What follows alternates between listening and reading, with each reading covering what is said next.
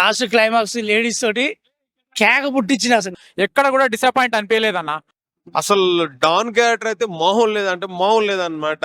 విశాల్ గారు చాలా మంచి క్యారెక్టర్ చేశారు. డ్యూయల్ రోల్ లో అసలు ఓల్డ్ విషయాలు న్యూ అసలు కుర్రోడు రెండు క్యారెక్టర్లు ఇరగదీశాడు అనమాట. నిజంగా మకుటం లేని మహారాజులో చేశాడు బ్రో. తమిళ డబ్ లో మనకి బర్ని గానీ పందెంకోటి గానీ సినిమాలన్నీ ఏ లెవెల్లో హిట్ అయినాయో ఈ మకుటం అనే సినిమా అంతకు మించి ఉందన్న. ముఖ్యంగా బ్యాక్గ్రౌండ్ మ్యూజిక్ మాత్రం ఎర్రకోటేశాడు. బాబా దీంట్లో ఫోక్ సాంగ్ ఉందన్న, నిజంగా చెప్తున్నా కదా, అసలుకి నేను సీట్లు అయితే కూర్చోలేదా 3 minutes సాంగ్ అయితే.